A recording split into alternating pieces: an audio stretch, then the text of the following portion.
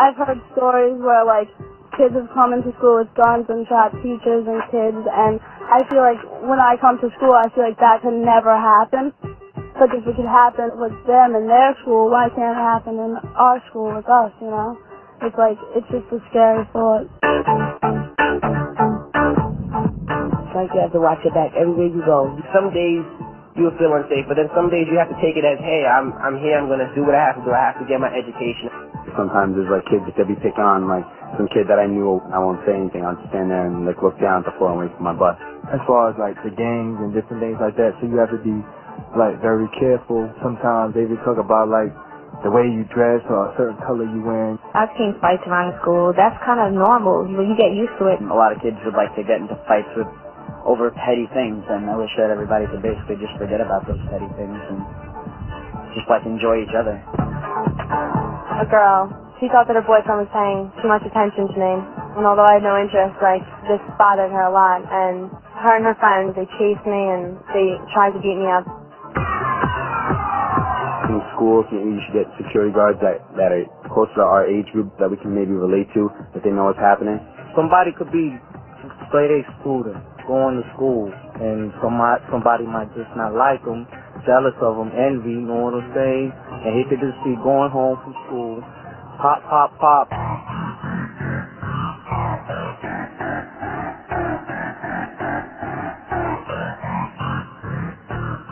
Violence is a troubling and all too common occurrence in America's city, suburban, and rural schools. In recent years, the frequency and severity of violent school incidents has taken on grave proportions and raised serious public concerns. In 1998, more than 1 million youth aged 12 to 19 years were victims of school violence.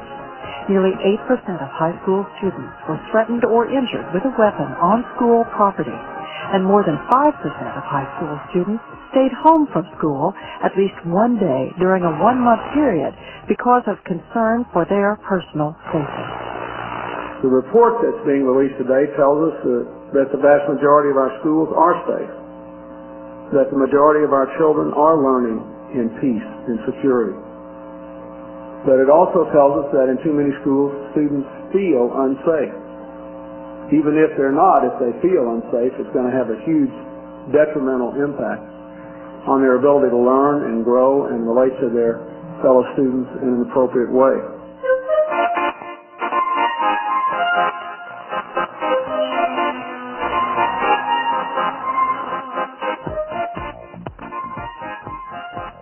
Violence affects the quality of life of young people who experience it, witness it, or feel threatened by it. In addition to the physical harm suffered by young victims of violence, research suggests that violence can adversely affect victims' mental health and development and increase the likelihood that they themselves will become the perpetrators of violence. Teachers cannot teach, and students are unable to learn when violence is present or feared in the classroom. Furthermore, violence inflicts a huge financial burden on victims, schools, and communities.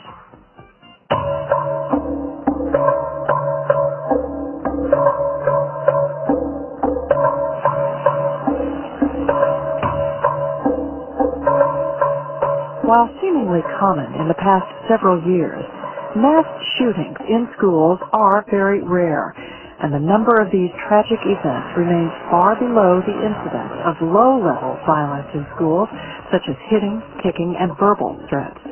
While not as traumatic, low-level forms of violence in schools are equally troubling and can precipitate more severe forms of violent behavior. Therefore, necessary steps must be taken by schools and their communities to reduce and prevent all forms of violent behavior in and around schools.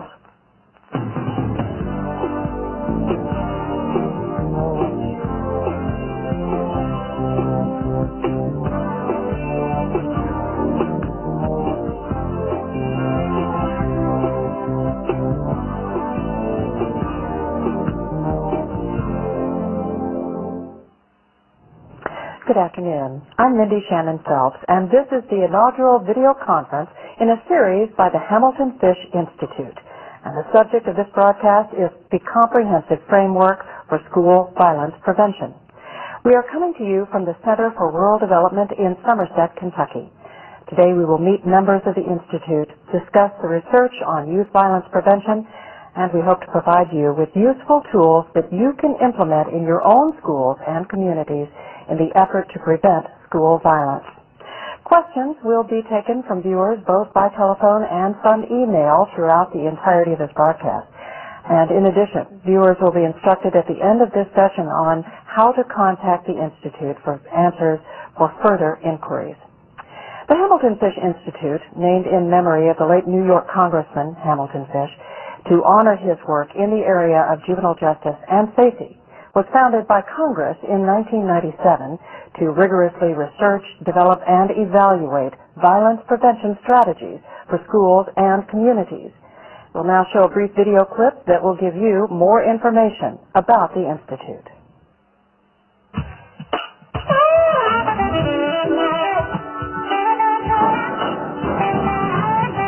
The Hamilton Fish Institute is located on the influential K Street corridor in Washington, D.C. The Institute is directed by Dr. Paul Kingery.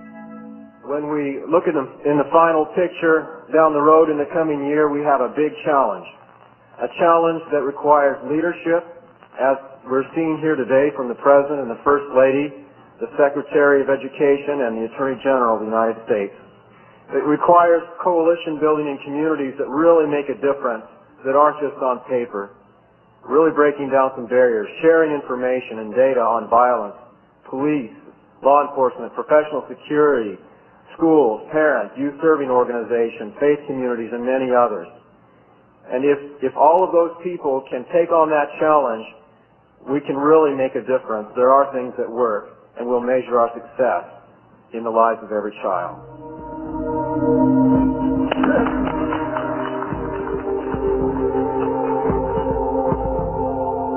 The Institute's staff work closely with senior officials in Washington, including the President, Congress, the Supreme Court, federal agencies, and the national news media, as well as a core group of talented researchers and practitioners. With regional centers throughout the United States, the Hamilton Fish Institute is testing promising prevention strategies in rural, suburban, and urban schools.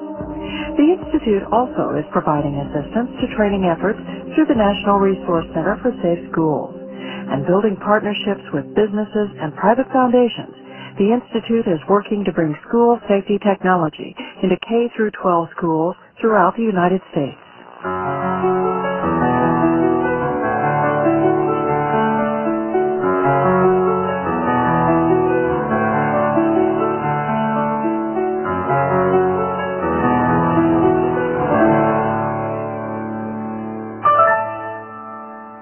The Hamilton Fish Institute, making schools and their communities safer for learning.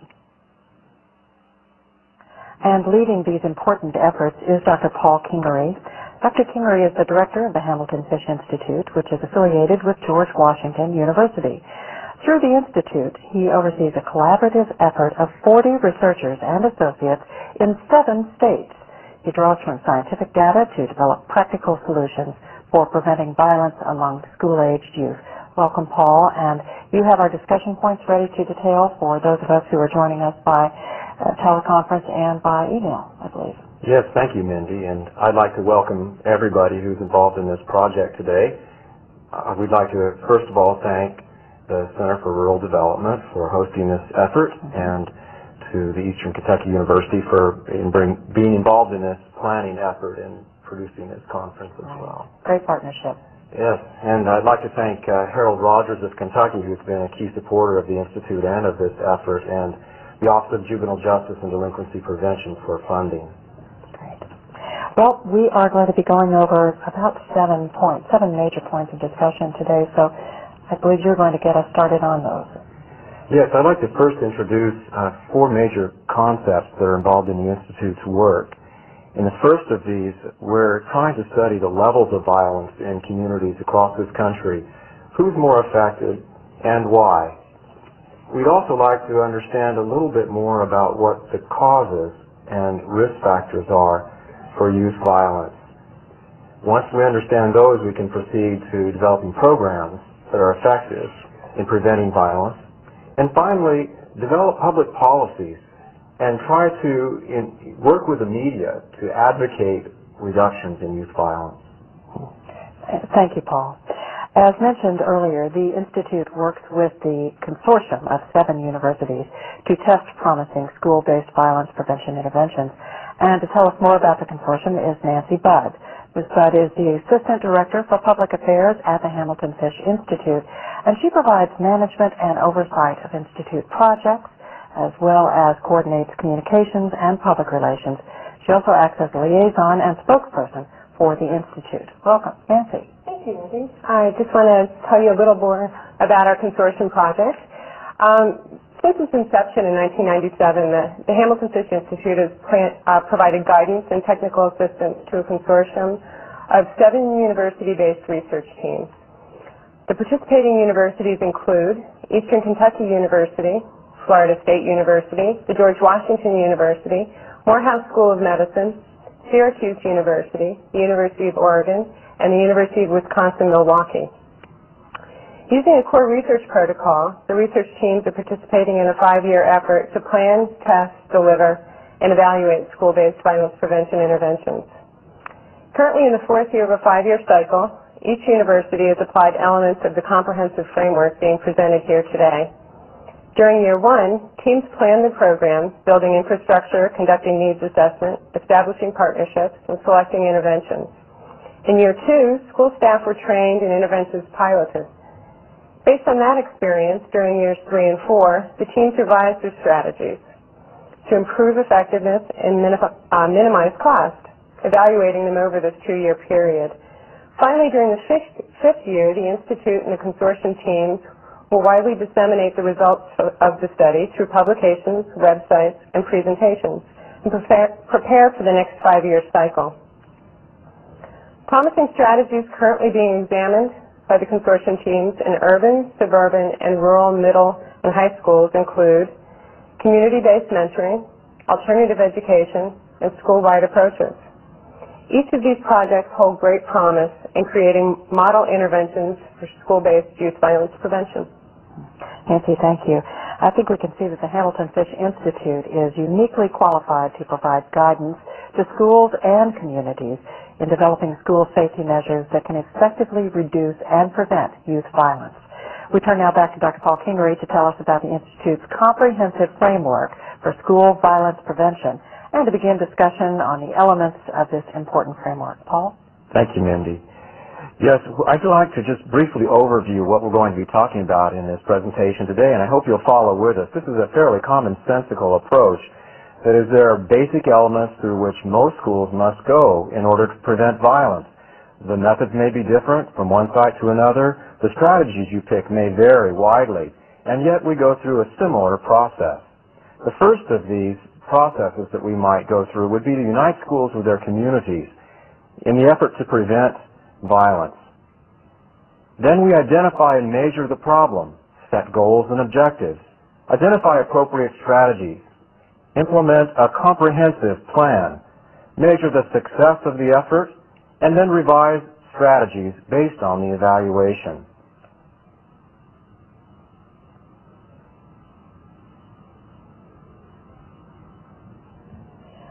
Thank you, Paul. We also should say and point out that this framework that Paul just detailed is on page 16 of your participant packet. So to those of you who are viewing us via downlink sites and also who are participating through the website, what Paul just outlined starts on page 16 in your packet. Now, with a basic understanding of the comprehensive framework and the first element in building a school safety plan, we now invite you, the audience, to participate in a discussion on material covered to this point and material that we will cover throughout this teleconference. Our phone number, for those of you who would like to call in with questions or comments, is toll-free, 866-677-6131. And we invite you to call in, and in fact, we welcome your call, so please take the time to do so and to interact with this panel. It is an extraordinary opportunity and one that is not afforded to many of us very often. I want to sort of get this discussion rolling by asking you, Paul, how do you involve members of the community and build their interest in working together to address this problem? How do you get started? Well, school leadership usually has to stimulate interest in the community that's already present. There are many people in the community who are serving youth in many different ways. And just crystallizing that effort and giving the invitation out to them to come into the school and participate in the school safety process is a first step. Do you find that many communities do not begin to address this problem until they are in the reactive rather than the proactive stage, or is it the opposite? Well, I'd say that most schools are very aware these days, and administrators and teachers are very interested in the safety of children and addressing the concerns of parents. So there are already a number of activities underway, but for a complete revamping of the school security plan, unfortunately, very often we wait until it's too late. The statistics do tell us, though, that it is an issue, and school violence is a problem that needs to be addressed, and I think your feeling is, and the Institute's feeling is, proactively, correct? Yes. Get in front of the problem, study the situation locally, find out beyond intuition what are the real problems and which problems are more important than others, which can be addressed through current programs and which might need new programs or strategies to address them. So with everything, we begin with an assessment of the situation. Nancy, you mentioned parents as stakeholders. Describe their role in developing a comprehensive school plan. Well, parents, among many others, including, we briefly touched on the community, but also local government, police officers, community organizations, juvenile justice authorities. They all should be involved, but parents are a critical element. They should be involved both in the home and in the schools to reinforce the principles that we're talking about, these violence prevention interventions. And reinforcing can be as simple as talking them through homework questions and asking them what's going on in school, so they're more aware of what's going on with their children when they're not there. Another way to be aware of children's activities in the school is to volunteer and be involved more heavily in school activities. Not just involved in these violence prevention interventions, but at other points in the day, so they can get to know the teachers and the counselors and the coaches, be more personally involved in their children's lives. And have a real idea of what's going on in the hallways, in the cafeteria, and at the ball games, rather than try to get the information secondhand from the kids and the teachers and so on. Well, I think we're all wondering who should lead the effort, who should begin the process. That's a tough one, isn't it? That is tough. It's a question of who starts, perhaps, more than who leads sometimes. When the school security is the focus, clearly the administrators and their appointees should lead the effort, but the community members have to feel like they have a good hold on participating and that they're equal partners in some way and that their expertise matters. Because we cannot make schools islands of safety in an otherwise dangerous society. So it begins with the school, then, generally speaking. Yes, it does. But it's interesting that you draw a difference between starting and leading, because others then can step in and take the leadership on this, can't they?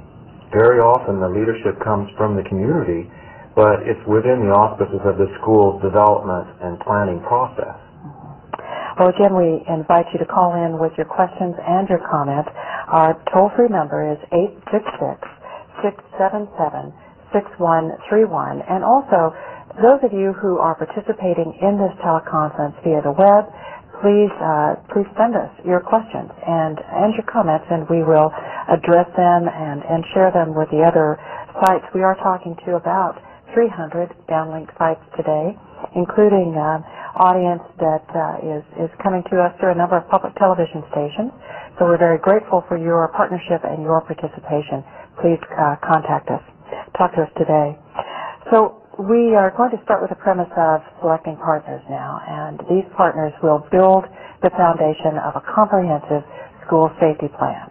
Then we proceed in constructing the plan.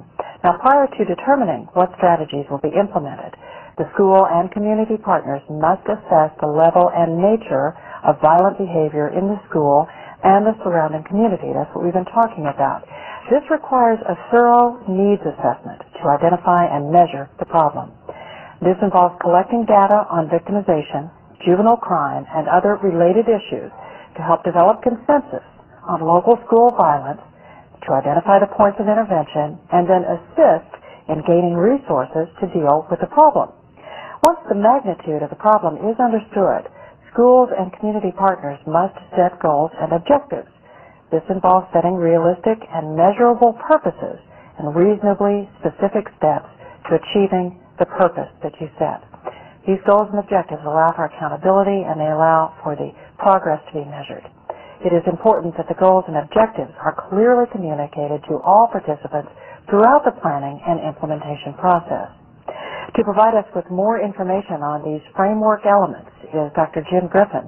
Dr. Griffin is the principal investigator of the Institute's consortium partnership at the Morehouse School of Medicine. What we do is collect a variety of sources of information. The various consortium members have agreed to collect certain data points that have to do with taking a snapshot of the overall local situation or the community characteristics that seem to play into violence. And some of those measures include census tract information as well as information directly from the school, police beat information having to do with the number of violent episodes, and so on. And once that information is collected, it's amassed or is summed in a way that it can be fed back to community members in order to identify priorities that are appropriate for violence prevention. The data was given to us because we had people who have a perception that there is a problem with violence, and we also have the data. And once we analyzed the data and shared the data with the staff, and the staff had an opportunity to see what kinds of occurrences were occurring and how frequent they were, then they were able to determine that, yes, there was a need. And in allocating resources for this school year, with violence being an integral part of some of the concerns that the staff expressed as based on the data, we were able to determine that we needed to allocate funds accordingly to assist us with decreasing the acts of violence that occurred in the school. That's where the school-wide approach comes into play. We have what we call action teams that consist of members of the faculty, the administration, and any of the staff who are interested in participating in the violence prevention effort. During those meetings is when we look at the current circumstances and make a determination as to what are the priorities that we would like to address on a school-wide basis as far as violence prevention activities are concerned. And then we set specific goals and specific objectives under that overall rubric of violence prevention that fit to the local situation. And we do action planning using that action planning form in order to assess our progress toward attaining those goals. We, after looking at the data, determined what the goals were.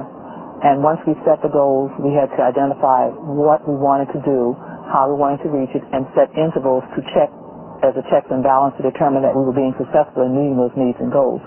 And the data was an integral part in helping us determine what the goals need to be, and that is to decrease the acts of violence and decrease the acts of physical aggression that students have in the school. We have ongoing regular meetings with the stakeholders who are involved in the violence prevention project, and the priority areas, the goals and objectives that they set, we follow their lead as far as the identification of those goals and objectives. And then the ongoing meetings are to determine the logistics that are involved in addressing some of those goals and objectives. And so those meetings serve as a forum for communication as far as drawing on the different perspectives and expertise of the parties involved. It's an empowerment-based program, so we support the school system as far as the implementation of the violence prevention activities are concerned. Thank you, Jim. And now that we've progressed through several more elements in building a school safety plan, I'd like to again invite the audience, invite you to participate in discussing this material covered to this point. Our toll-free telephone number is 866-677-6131. We do have a call from Kentucky. I also want to say welcome to Dr. Griffin, who joins us via the telephone. Dr. Griffin, welcome. How you doing? Fine, Jim. May I call you Jim? Most certainly. Thank you. Jim, I'm going to take this call now from Kentucky, so stand by. We have some discussion points we want to go over with you. Thank you for waiting. Please go ahead, the caller from Kentucky. Well, what I was wanting to ask are what are some of the primary or the main strategies that the center is studying that are effective? What have you found to be most effective? Okay. Paul, would you like to address that? The strategies that we're using in school safety involve architectural design, the environment, the administrative strategies by which the children move about the system of rules and policies, but also some specific educational interventions that teach kids the skills they need to modify their behavior. And we'll be talking about these more in depth a little later on. We have a call now from Washington, D.C. Please go ahead with your question or your comment. Hi, this is Brian McKeon. I'm from Alexandria, Virginia, and I'm seeing this at a site at Washington, D.C. And I wanted to ask about school resource officers, or SROs. How many SROs are used in the United States now? And is there one definition? Should they be law enforcement officers? Should they be contract security officers? Or former law enforcement officers that now work for the schools? Or do you think that it's good for just regular police officers to visit the school? That's a very good question, and any of the three here could address that, including the four, actually, including Dr. Griffin. I should introduce Jim Durzon, Dr. Jim Durzon, who has joined us, and you saw him briefly just a moment ago. Jim's there. Jim, I want to share this question with you because I'm not sure that you might have heard it. He wanted to know, this caller from Washington wanted to know how many school resource officers are there in the United States. Are they primarily law enforcement? Are they school safety officers? What's the general makeup of that SRO population? Well, there's a variety of people involved in school security and staffing school security, ranging from parents as volunteers and students as volunteers to what are considered school resource officers. School resource officer is a very specific definition, and what those are police officers who have received special training and are assigned directly to work in the schools. There are police officers that work in schools or work with schools that are not necessarily SROs.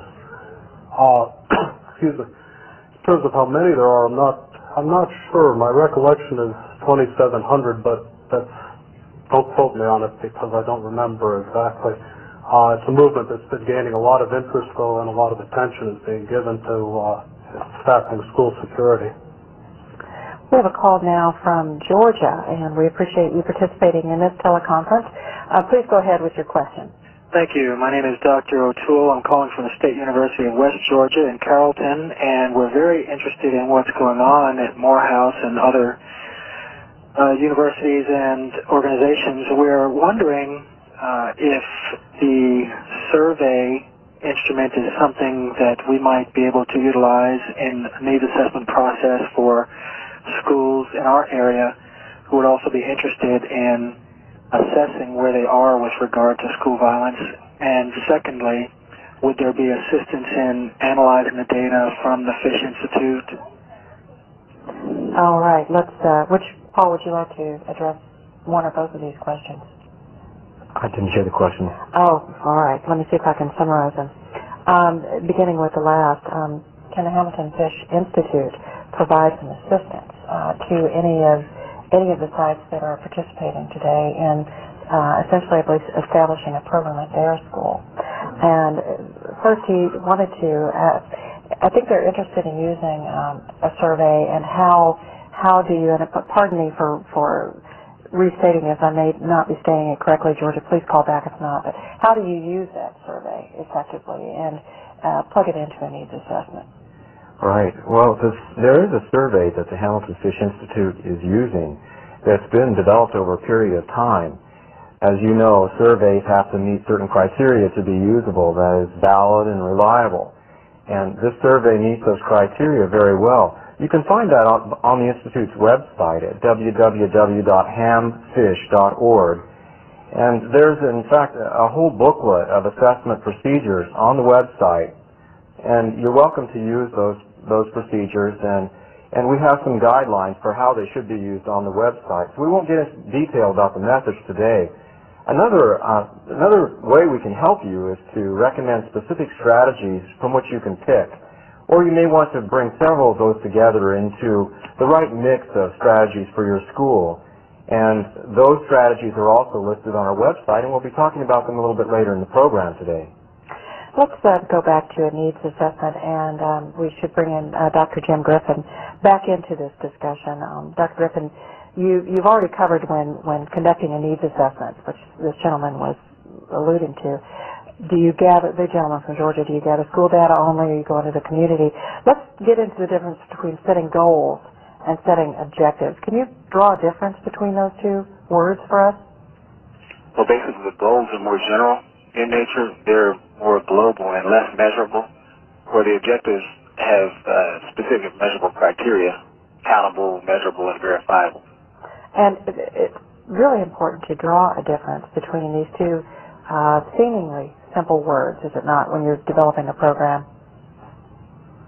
I think so. One observation that we've had as far as the use of the instrument that Hamilton Fish recommends is that we found it to be very user-friendly, and the children are able to interpret the meaning behind the different items reasonably well. So we're pretty happy with that. And so we would recommend it to people who are considering starting a violence prevention program on local level themselves. I see. You know, one of the things, we're kind of getting a little ahead of ourselves, but I think some people must be thinking that personnel come and go in school. Personnel and staff come and go. So you may be in the situation of beginning the implementation process, essentially the beginning of every school year, after the beginning of every school year. How do you keep some continuity going once you start this process? I think it's important that when we're talking about setting goals and objectives up front, that you clearly communicate those goals and objectives to not just the people immediately involved, but the parents and the teachers that may not be directly involved in the intervention, but also when new staff come aboard, have an initiation of going over those goals and objectives and clearly communicating what the program is about and what's happened up to that point. I see. Well, we're going to move into a broader discussion at this point and talk about the comprehensive framework for school violence prevention and how it provides sequential steps to building a school safety plan. Now, at this point, we've provided information on selecting and building school and community partnerships and conducting a needs assessment and developing goals and objectives. But the next step is to identify appropriate strategies to address the assessed school violence problem. And to further outline this framework element is Jim Durzon, the Associate Director for Research at the Hamilton Fish Institute. Jim, can you tell us a little more about that? I'd like to take a moment and talk a little bit about the science-based approach to selecting strategies. We've talked a bit about using needs assessments to define incidence rates and prevalence rates of violence and antisocial behaviors within the school. But a full needs assessment, and one that you're going to use for scientific-based selection of school strategies, requires a bit more than that. You also want to take a look at how that violence occurs, what the actual level of antisocial behavior is, where it occurs, if there's a particular time, because these will all guide you in selecting the appropriate strategy for school violence. You also want to take a look at the risk factors that are associated with these behaviors and see if some of them are more prevalent than others in your school. The third thing you want to look at is what kind of resources you have and whether you think those resources are adequate to meet the needs of that are identified, meet the problems, because a good needs assessment will look at the gap between needs and resources. When you do adopt strategies, it's important that you meet the local goals and objectives, that you meet regulatory demands if there are some, and that whatever strategies you fit, you have enough resources available to actually implement the program. Now, the first difficult part is identifying which programs have evidence of effectiveness.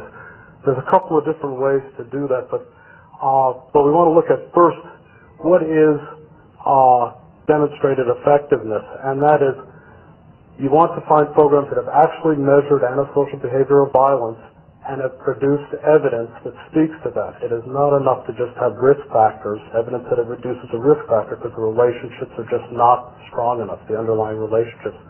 There are a couple of resources available, registries such as the one available on our Hamilton Fish website, and then that would be for school-based programs. For community-based programs, you might want to take a look at the University of Colorado's Center for the Study and Prevention of Violence, which has the Blueprints projects.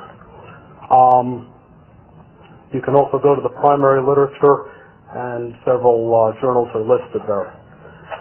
When we're talking about effectiveness for the science-based approach, what we want to know is what kind of program-attributable changes have been observed. Typically, this kind of research requires that a comparison group is used and that these two groups were followed over time. Just having post-test only evidence or a single group showing a change over time is typically not considered enough to be considered science-based evidence. You really want to have demonstrated change on an outcome of interest. Since we're talking about violence or anything that comes close to approximating violence is the most logical, reasonable outcome to look for evidence on. Moving away from that, antisocial behaviors, risk factors, and finally protective factors. In our own work, what we've done is we did what's called a meta-analysis, which is a research on research project where you collect all the studies that have been done, all the studies that you can identify, and you sort them on their effectiveness, their ability to produce changes in the outcome of interest. We looked at over 2,000 documents, retrieved almost 700 of them. We found 262 reports from 82 different programs. And what we did is we standardized all these programs to a common metric in terms of how well they were able to reduce antisocial behavior. Relatively few programs have been evaluated directly on violence. So what we did was we would find an outcome that was representative of violence or seemed to indicate antisocial behavior. If we see this, if we can look at the graph, what we see is that most programs that are being used have been demonstrated to be effective. Most programs have been effective at producing change in the positive direction on these antisocial outcomes. Most of the studies have looked at things like verbal aggression, fighting, delinquent behavior, aggressive and disruptive behavior, or just plain acting out, externalizing activities. Relatively few look straight at violence. So there really is somewhat, we would really hope to encourage the researchers out there to start looking at violence as an outcome and including it in the studies that they publish or produce in various ways. See that overall, we are able to reduce violence through effective intervention. If you look at the kinds of programs that have been particularly effective, what we see is that self-control training, anger management in particular, has shown very positive effects on reducing violence. Personal growth, kind of these holistic based, less so, although more evidence may change that.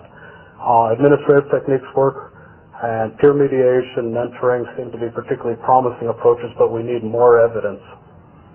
So you, Jim, have detailed that it is very important to use a science-based approach to select an appropriate or a combination of appropriate strategies to prevent violence. We thank you for that, for sharing that.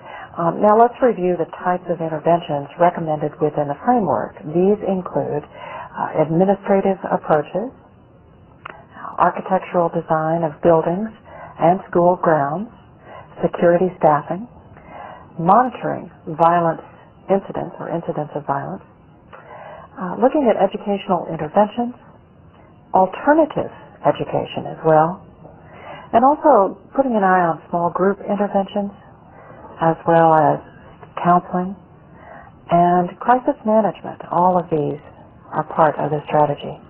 Now, to provide a closer look at several of these strategies, we will talk with a number of practitioners in the field. First, to examine architectural design strategies for safe schools is Dr. Hill Walker. Dr. Walker is the principal investigator of the Institute's University of Oregon Consortium project He also imparted it. Producer just told me something about Dr. Walker. He is with us? He isn't. He is not with us yet. He will be speaking with us in a moment. Dr. Walker is an interesting individual. He's in the process of publishing a book with co-authors Dr. Jeffrey Sprague and Todd Snyder. And the title of their book is Safe Schools Design, a Handbook for Educational Leaders. And it will be very useful to talk to Dr. Walker in just a few minutes. So let's go now to a short video clip on Dr. Jim Littlejohn. Dr. Littlejohn is going to be providing an example of educational group intervention, peer mediation.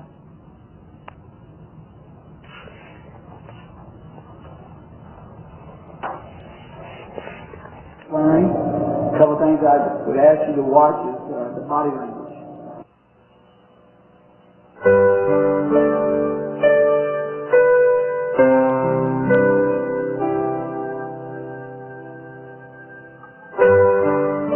Conflict management or conflict resolution being taught to students will give them another tool that they can use in their tool bag. Many kids really don't come prepared with the tools of how to deal with anger or how to deal with someone basically being in their face. So what we try to do is give them just another tool, if you will, so that they can use that to prevent themselves from escalating into something they don't want to do or into a position where they do become violent. And also it's a way for them to recognize someone else's potential for anger or violence. And it's a diffusing technique, if you will. Peer mediation, on the other hand, allows kids to sit down and for the first time maybe really listen to what the other side of the story is, if they're in conflict with another student. And this gives them an opportunity to kind of look at it from the other person's point of view, get the perspective correct, get the perception correct, and it's using other students to help facilitate this makes it that much easier. It's not another adult telling them what they should or shouldn't do. When choosing mediators, you want to choose a good mix of your school. That would be a combination of ethnic groups, gender, and you want to choose those kids who, what I call, are the true leaders of the school. Not necessarily your most academically successful students, but those students who other kids will look up to. And sometimes they'll look up to them in a negative way. But that's all right, because what we want to hope to get is some of those kids who maybe created some conflict in the class, if they're given an opportunity to use their leadership skills in a more productive way, that definitely will benefit them individually. And chances are they become very good mediators because they understand what the two students are going through, so they can relate very well. And that's again one of the concepts behind mediation, to get those kids who truly have the skills, who are streetwise, if you want to think of it that way, to bring those skills into the conflict and help the other two students resolve the conflict themselves. Seems to be an issue, like they were more focused on their friendship to be better and the practical joking to stop. Okay, very good, very good. Okay, what you do then, why don't you go to... The advantage that I see in peer mediation and that we as a district are looking at is this is an early intervention. And the whole idea here is to get these problems between students before they get to the point that it has to go to the disciplinary process. If we can get these students to resolve their differences and learn that process, then our suspensions will be lower and our disciplinary referrals will be lower, and even better than that, these students are learning tools that they will be able to use throughout their adult life. Think about it. If they come up with a solution, and that's why I gave everybody this particular problem, because you have no control over it. That's their solution. But what happens if they go to the principal, and the principal says, hey, sorry ladies, there are no more lockers. You're stuck. If a kid has a problem, they don't leave it parked outside the classroom doors. They're going to bring it with them into the classroom. Now, if the teacher is going to spend time up front, teaching some good conflict management skills, that will benefit them in the back end, because now they'll be able to say, okay, look, I see something's bothering you today. There's a trigger going on here. What's going on? And deal with it then, rather than wait for the repercussion or wait for that conflict to escalate. So that's one thing. The other thing is it gives kids, again, a tool, if you will, to allow them to look at a situation and say, hey, wait a minute, we're not really dealing with what's going on here. So somehow or another, we're going to deal with the conflicts either up front in the classroom or during the time the class is taking place. And typically, if you have one student conflict, let's say with another kid, the other 27, 34 kids in the classroom are watching that conflict. They're not necessarily going to be listening to what the teacher's doing. So if there's a way for us to deal with it more effectively up front, then there'll be more time in the end to get the academics taken care of. Tell your story, and we'll start with one to so here. Well, she was accusing me of taking a math, which I did this only just because the other day I was in gym class and I didn't have my gym bag because Miss Kim over there had taken it. She took my gym bag and hid it from me. I got an awesome grade and I had to miss my video game course, which I was excited about. Peer mediation is part of the comprehensive approach in the sense that it is a preventative aspect. It hopefully takes conflicts before they escalate into something else. It gives the students an opportunity to work through a structured process to help them deal with their own personal issues. It also allows the school a situation where you're not always punishing children for making poor choices. You're giving them an opportunity to learn from the poor choice and learn that there is another way to solve conflict instead of just coming to school with one way to deal with a conflict. Here's another tool, again, in their tool bag, if you will. As we can see, there are a number of very effective strategies for intervening and appropriately resolving conflicts in schools, peer mediation being one of them. I'm going to go back to that topic in just a moment, but we want to get back to Dr. Hillwalker's book with Todd Snyder. Actually, Todd Snyder is with us. We're delighted to have you by phone and to talk about architectural and environmental design for safe schools. What a fascinating topic, and one that can be addressed because you're literally able to start from scratch, aren't you, Todd? Well, that would be the ideal. Unfortunately, most of us are working with schools that are decades old and were designed for a different era. So we're doing an awful lot of Band-Aid work on existing structures. Occasionally we get lucky and get in on the ground floor of building a brand new school, but not as often as we'd like to. Well, Todd, how do you address having to deal with existing structures? In your book, how do you address that? Well, there are a number of things that you want to look at. It gets complicated with existing structures because you do have to take into account how long is this building going to last. Frankly, some of them are falling apart, and you don't want to spend a lot of money on security measures when the plumbing's falling apart and you're going to have to raise the building and start over anyway. So you do need to do a broad assessment of it. The piece of it that we look at particularly falls under an area of study called Crime Prevention Through Environmental Design, which the acronym for is CEPTED. That's how we pronounce it. And what CEPTED does is it takes a broad view of an environment and how people behave there and looks at what can we do to change that physical structure to reinforce the desired behavior while discouraging the undesirable behavior. And this is a lot different from your conventional security approach. The problem with conventional security approach is that you're going to have somebody come in and tell you to put barbed wire around the school and guards at every corner. And it will be more secure, but it will also be a more frightening place for children to go to school. Well, then you do recommend beginning with a needs assessment with environmental design. Absolutely. Mm-hmm. You have to tie in your physical ecology with your social ecology measures. When you look at it in that broad way, you're going to be less focused on what you're afraid of and more focused on what you're trying to achieve. And you want to keep your eye on the prize in that respect, or your building is going to be designed to be a scary place instead of a hopeful one. Do any of you have any questions to broadly address the parameters of this book that is in the process of being published on safe and environmental design for schools? Well, we're just glad to see that it's coming out. These are partners of ours from several years back, and I congratulate Todd and Hill and Jeff for their book. I just wonder when we'll get to see it on the press. I'm sure that's what everybody's wondering. All right. When's it going to be available to us? The latest rumor is that it will be out by mid-November. Ah, okay. It will be available through the Eric Clearinghouse. Okay. All right. Well, Todd Snyder, thank you. And again, the name of this book is Safe School Design, a Handbook for education leaders, a valuable resource. Well, now we need to examine educational strategies, and we turn to Jennifer Price, who is part of today's panel. Jennifer is the programs manager for the Hamilton Fish Institute, and at the Institute, she oversees projects involving school-based violence prevention programs. So, Jennifer, I want to start with this. What other program aspects should administrators and teachers keep in mind when they're choosing prevention programs for their student population? I know you have a number of them. There are some important aspects to remember when thinking of these appropriate strategies and which are appropriate for your school.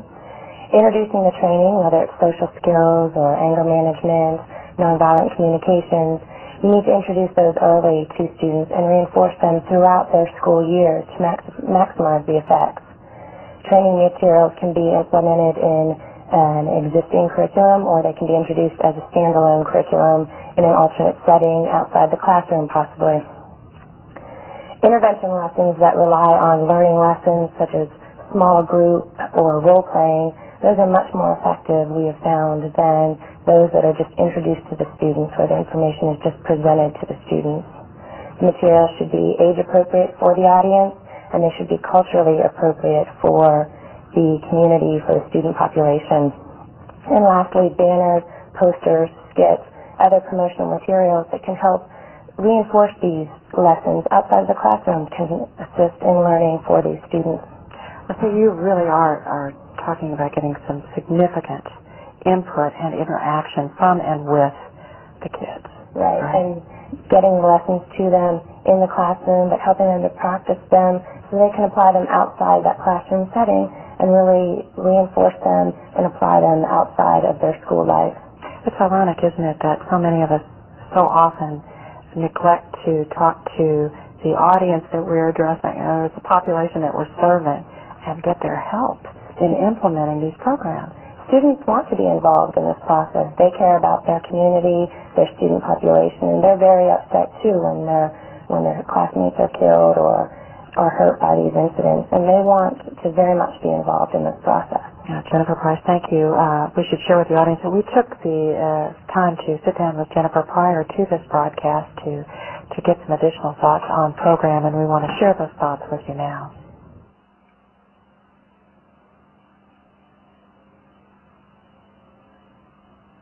Well, it's very important to know what the program is going to do and know that it's effective.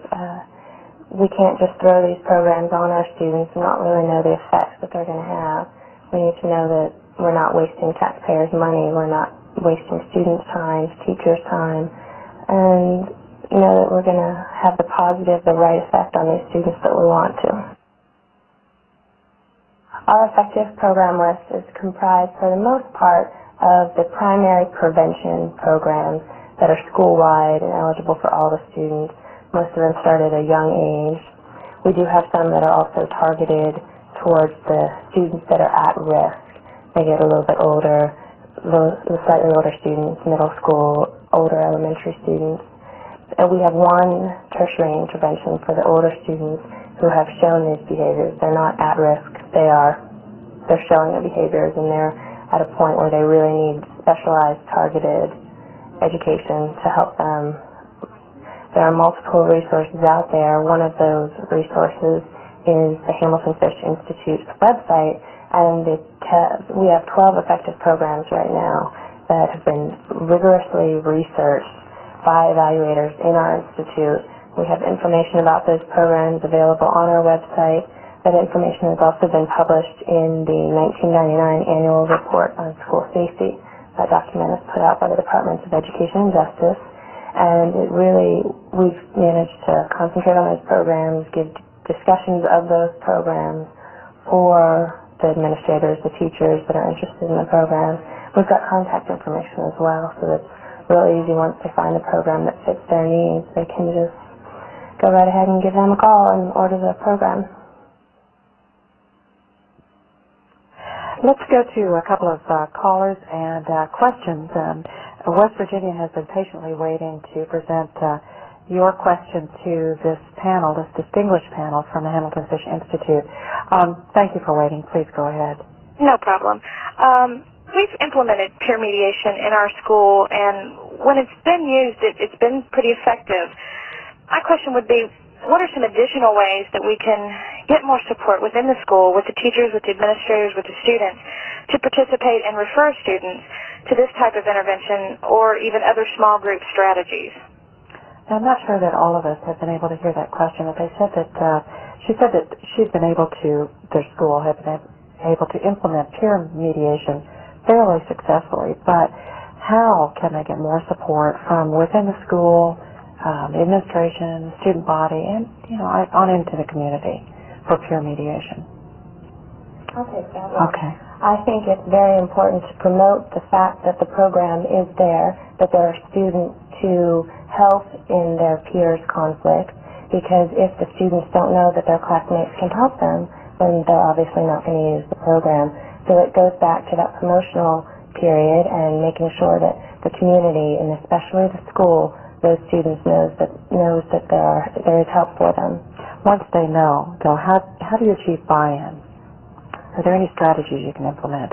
Well, you've got to make sure that everyone understands what the program is about and how it can help them. When they understand, then they're willing to use that program, and they know they can go and receive help from their peers confidentially if that's what they need, or in a private setting where no one else will know about it. So it really helps to fully understand the program. Jim? Yeah, I'd like to add a little bit to that, and that is to suggest that they also monitor the activities of the program so that they can go to administration with, look, we were involved with X number of incidences over the last month or the last year, or people are increasingly using this resource. It's a good one to get behind and support. There's nothing like evidence for bringing administrators into compliance. Is it appropriate ever to essentially, I hate to use the word market that evidence, but essentially that's what you're doing. So you're saying, well, we intervene here, peer mediation, we used in this instance. I don't think there's a problem with marketing programs that are effective at reducing violence or using specific examples. Yeah, we intervened with this kind of a interaction or a potential interaction. One of the difficult things about prevention generally is what you have to sell is something that didn't happen. And so all you can say is we were involved in this activity.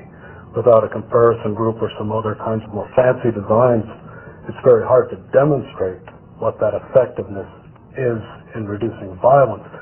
But if you think you've got something that's working, and in particular if it's not causing harm or potential harm or damage, and that's when that line gets very difficult to draw. But if you've got essentially a positive intervention that has good things for students, does good things for kids, does good things for teachers, I don't see a problem with marketing that. Let's go to a question from Cheryl, who is participating in this teleconference via the internet. Cheryl's from Connecticut, and she wants to know from the panel, are you concerned that if you are looking for any quote-unquote antisocial behavior as a key indicator for violent behavior, that you may be attacking good but quiet children? And that's an intriguing question. Jim, would you care to address that? Yeah, I wouldn't want to be accused of attacking anybody. When we talk about antisocial behavior, at least when I do as a researcher, I'm not talking about compliant kids per se. I'm also not talking about violent kids. I've tried to draw a distinction between programs that have been tested looking at antisocial behavior, which is far more common and far more prevalent than those behaviors that are representative of violence. When looking at the evidence of the programs that are out there, most of them are trying to influence verbal aggression or some sort of externalizing behavior, kids misbehaving in class. I think it'd be a real mistake to consider that behavior as violent. At the same time, it's very disruptive to the school, and so I think it's appropriate to engage in some sort of positive intervention to try to ameliorate those conditions, not for those kids' sake and their outcomes, but for the health and well-being of the classroom generally. Thanks, Jim. At this point, I want to encourage those of you who are participating at our downlink sites via teleconference, via satellite, to call us at 866-677-6131 And we appreciate those of you who are contacting us through the web with your questions as well, and please continue to do so. We have another question here. This is from a participant in Massachusetts, and she writes, I like the idea of student-run intervention groups. What criteria should be used to select the students who participate in those groups? Which of you would care to address that?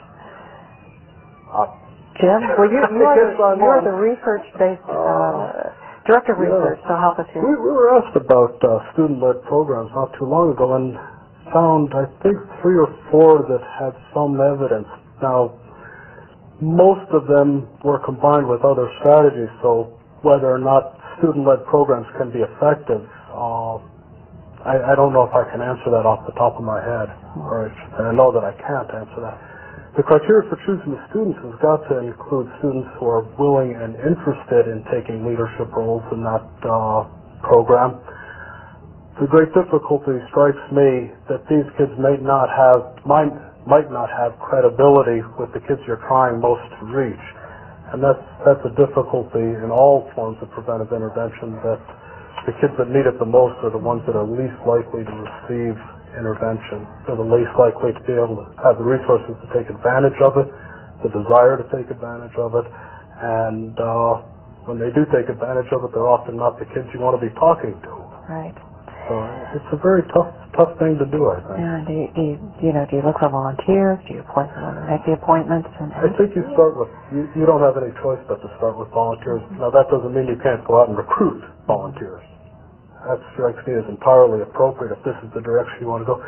Every program that we looked at, now that I've had a little chance to think about it, every one of these programs had a strong teacher advocate, somebody who could act as a go-between for the students and the administration, that could provide them support and legitimacy. So I would guess that the folks in the trenches have found that to be a particularly useful strategy. I know we are trying in this teleconference, this inaugural teleconference, to sort of establish some broad parameters and provide a great deal of food for thought in addressing the problem of school violence, not only after it happens, but really preferably perhaps before it happens. And it's interesting to get into some significant and pointed ways to approach this, but there's a great deal of information that is available to folks via the Hamilton Fish website, and also by contacting any of you all via the website or directly on the phone, because this institute, this research institute, deals directly with this issue. One of the catchphrases and one of the more controversial discussion points in addressing school violence is zero tolerance, Paul. And I know that there are some folks out there who are thinking, is this appropriate for our school and our community? So how does zero tolerance fit in a strategy of violence prevention in a school? Well, nobody wants to see guns in schools. We all believe that they should be removed. We should work a little more on the front end and trying to keep them from coming in. May not be able to keep them all out, but that doesn't stop us from dealing with school security and having standards for school security as well. We need to be more tolerant of children and less tolerant of guns in schools. What that means is that we help students understand the dangers that are there, help them find ways of identifying the presence of guns in schools and getting that information to administrators through toll-free phone numbers or internet services, and then getting those guns and other weapons out of the schools. Zero tolerance too often ends up putting children on the streets without educational services, and we know that's not a good idea. In some cases, kids are so violent that you really do have to remove them from the school, but then there are alternative education settings that are appropriate for children like that. And eventually we try to move them back into the school if we can find out that they really are ready to go back. So a very deliberate, thoughtful approach should be taken toward zero tolerance. Yes, not a knee-jerk reaction, not trivial zero tolerance, but serious cases need to be treated seriously, not with a cookie-cutter approach, one size fits all, but with a careful look at all of the children's special needs and circumstances that led up to the event, maybe whether there were multiple incidents from the same child. And we don't want to be expelling children for little chains and things that are violations of written rules, of the letter of the law, but make no sense to any reasonable person looking on. Thank you, Paul. Let's turn back now to Jim Durzon, the Associate Director of Research at the Hamilton Fish Institute, to introduce, if you don't mind, Jim, the remaining elements of the comprehensive framework, which include implementing a comprehensive plan and then measuring success of that effort, and also revising strategies based on the evaluation. A lot to cover there, Jim. Yeah, it is, but what we're going to do is bring it full circle. We started off talking about the importance of needs assessment, and have emphasized this throughout the discussion today. What we're going to talk now is how that needs assessment plays out in a programmatic fashion, and how you can ensure that the program you've selected and implemented is actually the one that's being used, and that by implementing that, you're achieving the kinds of changes that you had hoped to obtain when you adopted the program. Intervention works through mediating variables, what we call mediating variables. These are the conditions that are believed to be associated with an outcome occurring.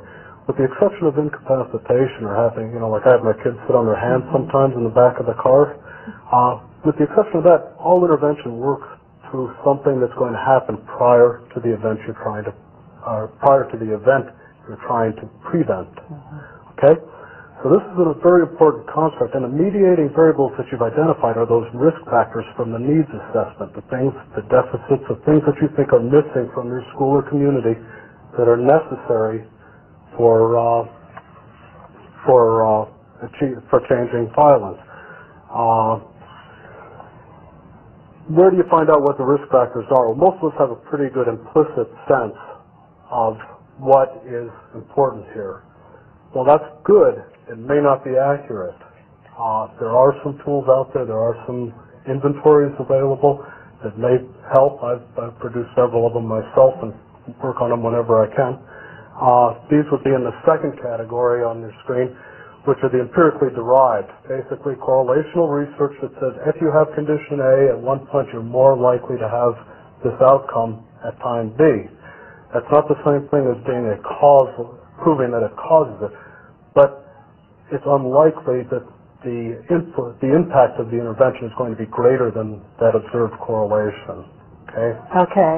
So right. what we're saying here is these are very modest relationships. If you look at the evidence for these things, most of them are fairly small relationships. We won't expect big changes. The third level, which is a level that can be implemented locally, that I think has been totally underutilized, and we have a great opportunity here with the kind of audience we've got to begin to generate this kind of evidence, which is to use interventions that are applied in school settings, in natural settings, and observe whether or not they're able to change the mediating factors, so reading readiness, willingness to intervene in conflicts, the peer mediation strategy, skills-based, whatever it might be, and then to see if they achieve that change and if that change over time is associated with change in the outcome violence or the antisocial behavior selected.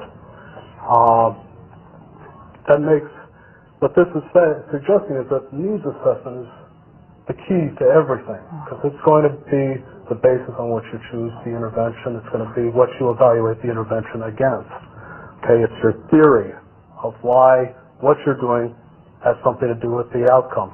Okay, we're going to talk in the science community. We talk about this in terms of a logic model versus a black box approach. The black box approach would be you have an intervention, you have a problem, you have an intervention, it's going to change the outcome.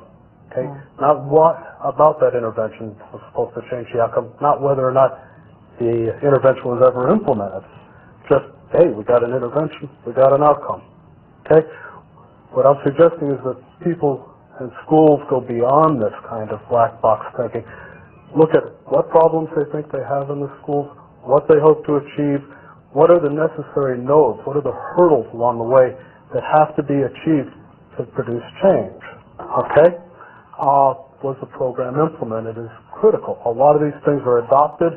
You don't have the resources to implement it, and this change just sort of disappears. It never hits the streets. When it is implemented, does it produce change? Okay, was the dosage sufficient? You know, having 15 minutes once a month is not a large dose. You wouldn't expect a big change. Okay, the way you get things implemented is through this process of achieving buy-in, by bringing people on board. Now, as you bring people on board, it's not a one-way street. They've got concerns. They're going to want to air them. We're not suggesting that this is an easy way to go, but without it, it's almost guaranteed to fail. Okay? Really important that we monitor implementation. As you monitor the implementation and the program itself, you'll start to notice that there are schisms, that there are gaps, if you will, in what you hope teachers would be doing perhaps and what they're actually doing. At that point you have to decide is this important? Does it fundamentally change the program? If it does, you know, you kind of have to bring the teachers back on board or find a middle ground that a program that is likely to achieve the goals of the program, the goals of the intervention, is adopted. This might require refinement. And there's a lot of discussion in the prevention community right now about how much adaptation is acceptable. Unfortunately, we don't know the answer. That's one of the big questions for the day right now. Most of the evidence suggests that without pretty high fidelity, as you move away from the program as designed, it is less likely to be effective.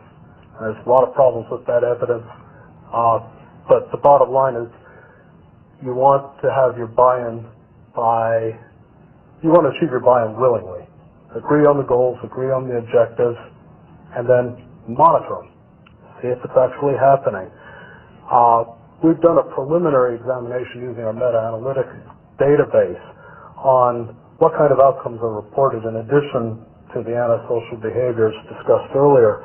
And what we found was fairly interesting. Basically, changing family characteristics, substance use, peer relationships, and reducing psychological problems seem to be pretty effective methods at reducing violence and antisocial behaviors. Okay? What that means is that as you achieve change on one of these items, we also observe a change in whether or not violence occurs or the antisocial behavior occurs. By contrast, changing knowledge, just simply changing knowledge, simply changing attitudes, or changing educational outcomes such as reading readiness and these sorts of things, while very valuable, very important outcomes in their own right, the change does not appear to correlate with changes in the antisocial behavior. Okay, it's a little problematic for the theory of the intervention. And if your goal is to reduce violence, it does not appear that these strategies are going to be particularly effective. This data is somewhat preliminary. We're about to launch a full-scale analysis and collect a whole lot more data. Hope to be able to speak to it better, but these preliminary findings hold. Basically, do these kinds of interventions for their own good, for the good they produce in the kids, but they will not be effective means and effective strategies for reducing violence. I wonder how many of those who are participating in this teleconference via our site are surprised at the results of your research, especially the latter part that you just detailed. I certainly was. We have a question from one of our participants who emailed us this question, Jim. And Joe is his name. He is from Boston. He's a social worker, and he says he thinks that he's asking, have programs involving mental health counseling in schools been evaluated by Hamilton Fish?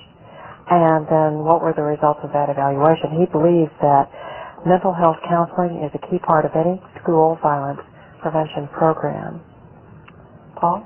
Counseling has got to be an important part of anything that we do. I agree with you completely.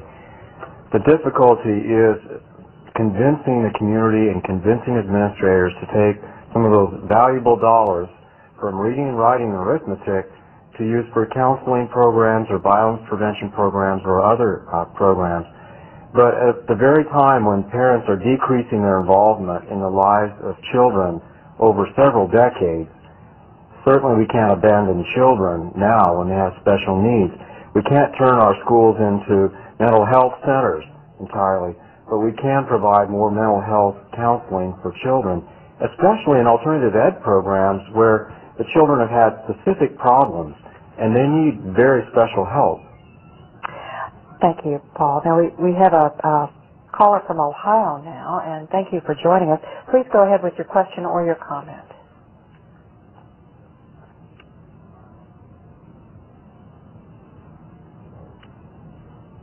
We may have lost them. I'm not hearing anything.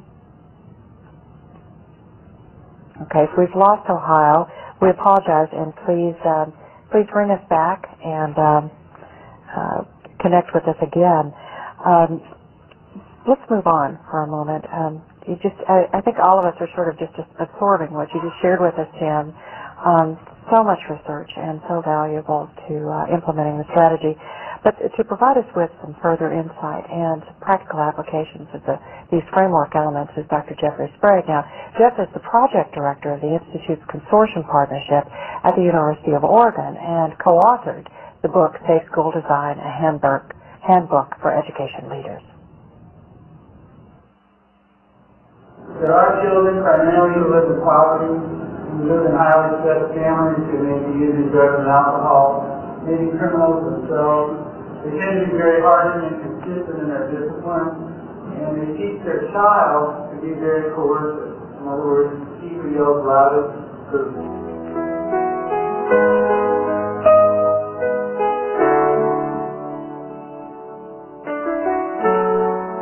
The intervention that we're implementing is an alternative school within a school for these at-risk middle school students, but also consistent with the comprehensive plan.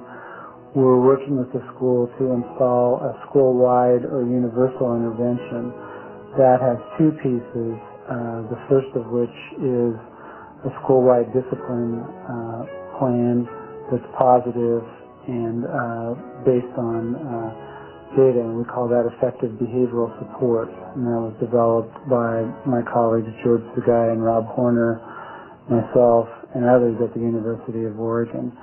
That part of the framework aims to teach all children and youth in the school rules for expected behavior, the consequences for not engaging in those behaviors, and also working with staff to make sure that all children are recognized positively for following those rules.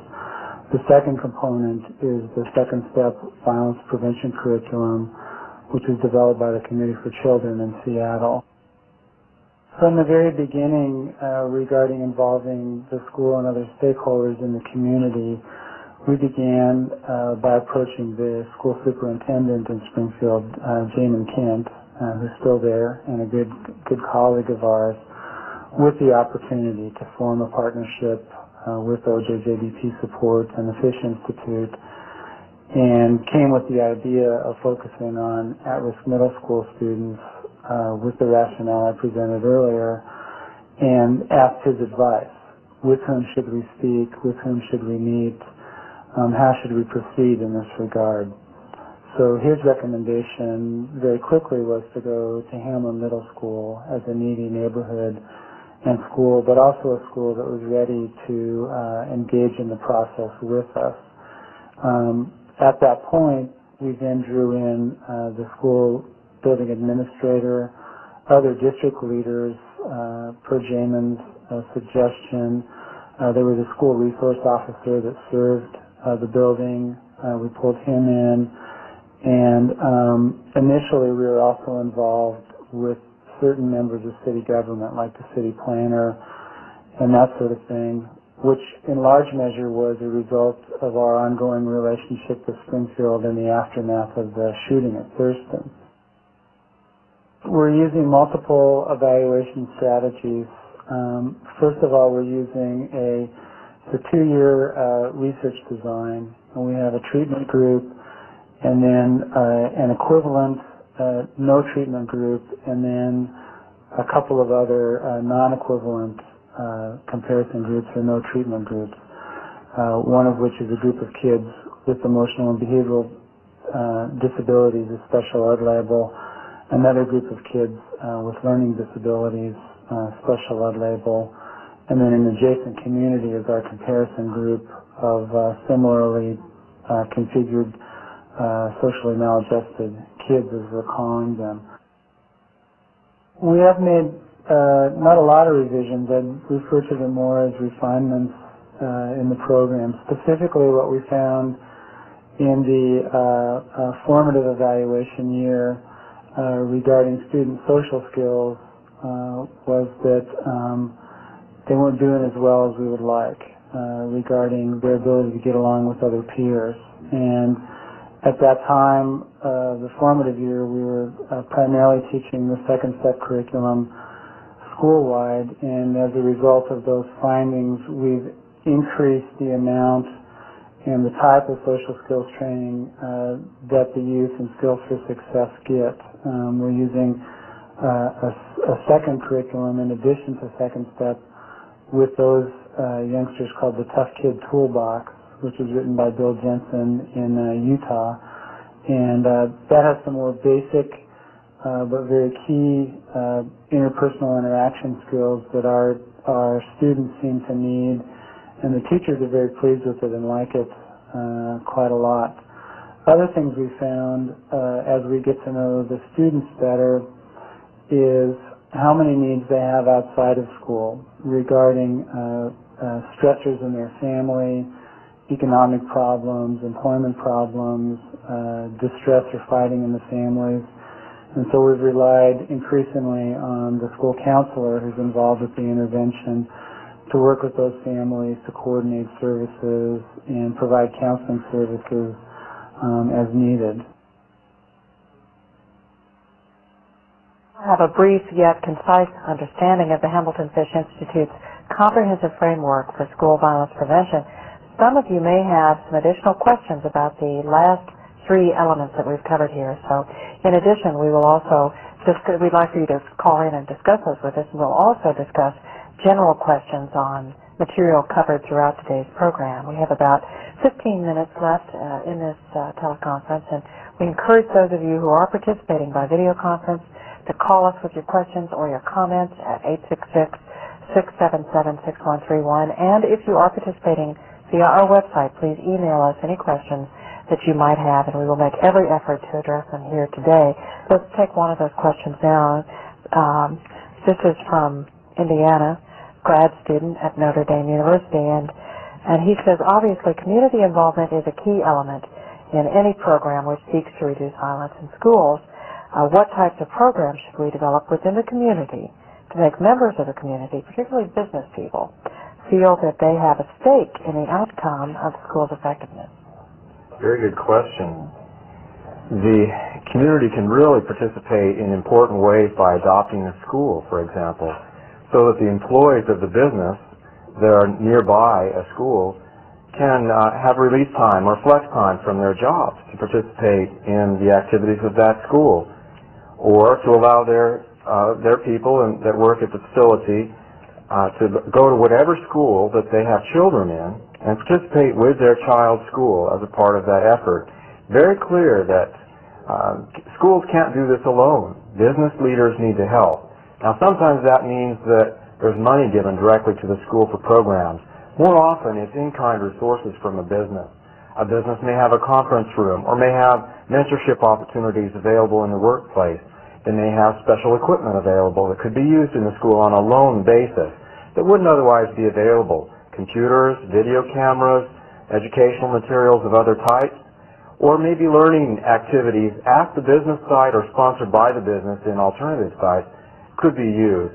So there are many ways, and business people are very creative about finding ways to help once you can get them on board. And this student who also wanted to know how we get rid of apathy in our communities. It sounds as if this would be the way, because we're talking about community buy-in. I'm not sure it's a problem of apathy as much as a structured opportunity. That is, that people don't feel it's their role. For example, if they don't have children, are they expected to be in a school? Are they invited into a school to participate? Or is there great concern that maybe there's some lurking problem in their interest, that it's not a genuine interest in children? What ways can we invite other people into the schools or into the community to participate that we haven't thought about before? Thank you, Paul. We have a call that has just come in. Please go ahead with your question or your comment. Yes, good afternoon. As a parent, can you tell me how I can find out how safe my child's school is? That is definitely something that we all want to know, isn't it? How can a parent find out how safe their school is? Paul? Jennifer? Well, it's difficult for several reasons. In the first place, administrators have an idea about how safe their schools are, but sometimes the communities offer sanctions on them if they tell the straight story about what's going on. If the media get a hold of the fact that violence is at a certain level, or if they suddenly start accurately measuring it and that means incidents go up, it puts the administrator in a very difficult position to try to be straight about what's going on there. But you can ask the school administrators to see their suspension and expulsion records, for example. You can specifically ask if they're tallying violent types of activities. Could ask them about the number of firearms in schools, because we know every school has to tally those numbers for the state and then federal government. But beyond that, you can get involved in the school and ask how you can help to get more accurate data on the subject so the school can make needs-based decisions about prevention. And I'm sure that it would be appropriate to take an approach to your school, Paul, that would indicate that you are not approaching this antagonistically, but because you really have an interest in improving the performance of your student at school through them being in a safe environment. We have a caller from New Jersey. Please go ahead with your question or your comment. If violence is an outcome, what are the levels of increasing antisocial behavior that lead up to that outcome? And how early in a child's K-12 education is that behavior affecting other children and noticeable to parents and school staff? Jim, could you hear that question? Yeah, there are a couple of questions in there, I think.